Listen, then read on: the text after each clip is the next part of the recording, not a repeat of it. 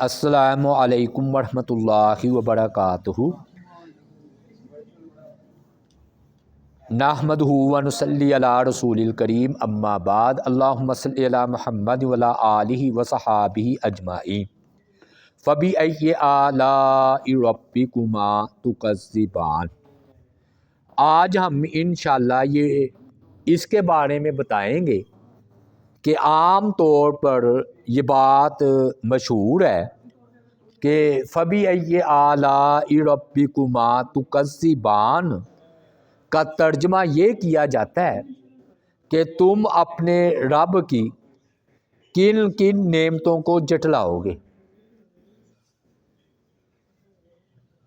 تو یہ کیا ترجمہ ٹھیک ہے؟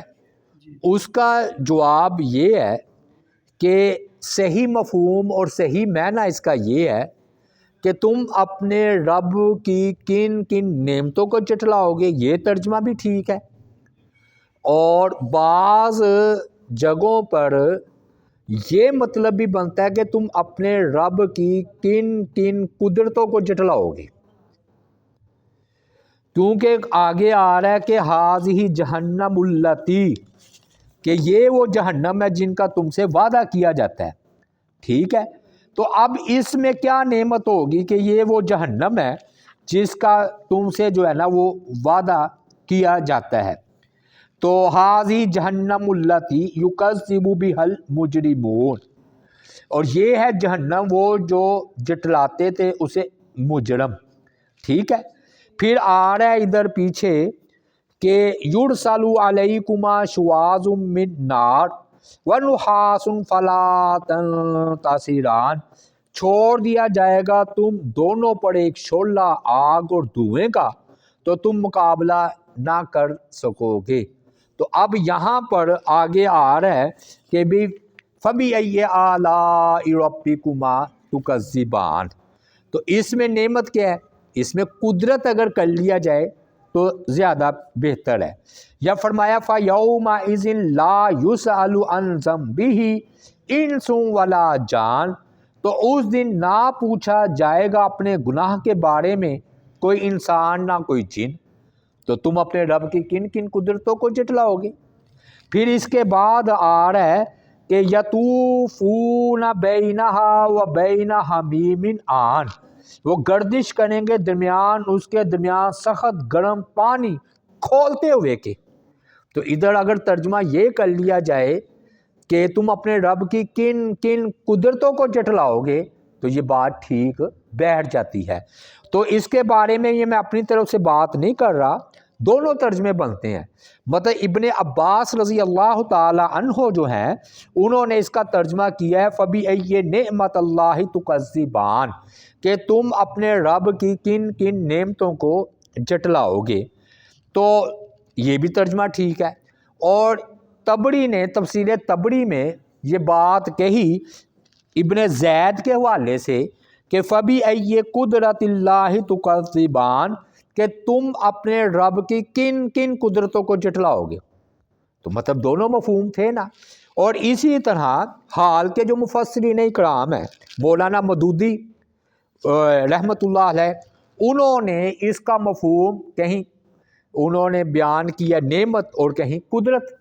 اس کے بعد فراہی صاحب ہیں جو امین حسن اصلاحی صاحب کے استاد ہیں، انہوں نے عربی اشعار سے یہ بات ثابت کی ہے کہ اس سے مراد قدرت بھی ہے۔ دو دلیلیں ہو گئیں۔ اور ہمارے جو ہم مسلک ہیں عبدالسلام بٹوی رحمۃ اللہ علیہ، انہوں نے بھی اس بات کی تائید کی کہ ہاں کہیں جگہ اس کا مطلب نعمت بنتا ہے اور کہیں جگہ اس کا قدرت بنتا ہے۔ اور پھر اسی طرح عبد الرحمن کیلانی رحمۃ اللہ علیہ جو کہ اہل حدیثوں کے بہت بڑے محقق ہیں، انہوں نے بھی اپنی تیسر القرآن میں اس مفہوم کو لیا کہ کہیں فبأی آلاء ربکما تکذبان کا مفہوم جو ہے وہ قدرت بیٹھتا ہے اور کہیں نعمت جو ہے وہ بیٹھتا ہے۔ اور اب ایک بات رہ گئی کہ آخر اس بار بار تکرار کی حکمت کیا ہے؟ تو اس میں تکرار کی کئی حکمتیں ہیں۔ اس میں سے پہلی حکمت یہ ہے کہ تکرار سے علم پختہ ہوتا ہے، یعنی کہ جتنی چیز بار بار چیز کو دہرایا جائے اتنی چیز ذہن میں پختہ ہو جاتی ہے۔ اور نبی علیہ السلام کی بھی عادت مبارکہ تھی کہ آپ ہر بات کو سمجھانے کے لیے 3 بار کہتے تھے۔ اور اسی طرح آپ اذان دیکھ لیں، تکرار ہے اللہ اکبر کی، نماز دیکھ لیں، ہر نماز میں سورہ فاتحہ کی تکرار ہے، بلکہ نماز ہی کی ایک دن میں 5 مرتبہ تکرار ہے۔ جمعے میں دیکھ لیں آپ کا ایک ہی خطبہ ہوتا تھا کہ تقوی کی آپ وصیت فرمایا کرتے تھے، اور نماز ہی میں اللہ اکبر ہم کتنی بار اس کی تکرار کرتے ہیں۔ قرآن مجید میں یا ایھا الذین آمنو کتنی بار تکرار کے ساتھ آیا ہے۔ اسی طرح اقیموا الصلاۃ وآتوا الزکوٰۃ کی کتنی بار تکرار ہے۔ اسی طرح پچھلی صورت میں وَلَقَدْ يَسَّرْنَا الْقُرْآنَ لِلذِّكْرِ فَهَلْ مِن مُدَّكِرٍ کی تکرار تھی۔ پھر اسی طرح وَيْلٌ يَوْمَئِذٍ لِّلْمُكَذِّبِينَ کی تکرار ہے۔ پھر فَكَيْفَ كَانَ عَذَابِي وَنُذُرِ کی تکرار ہے، بلکہ جو ہم صبح شام وظائف پڑھتے ہیں اس میں تکرار ہے۔ اور عقلی مثال یہ ہے کہ لفظ ایک جیسا ہوتا ہے لیکن درجہ بڑھتا جاتا ہے، مطلب سبحان اللہ کہتا ہے، دوسری بار کہے گا تو اور درجہ۔ عقلی مثال یہ ہے کہ ایک سیڑھی پر قدم رکھتا ہے، دوسری سیڑھی پر قدم رکھتا ہے، حرکت ایک ہے لیکن درجہ بلند ہوا کہ نہیں ہوا؟ ہوا نا۔ کنواں کھود رہا ہے پانی کے لیے، وہ کر رہا ہے اور وہ بڑھتا جا رہا ہے۔ تو اللہ تعالیٰ سے یہ دعا ہے، اللہ تعالیٰ ہمیں عمل کرنے کی جو ہے وہ توفیق عطا فرمائے۔ یہ میں نے فبأي آلاء ربكما تكذبان کا مفہوم بیان کیا ہے۔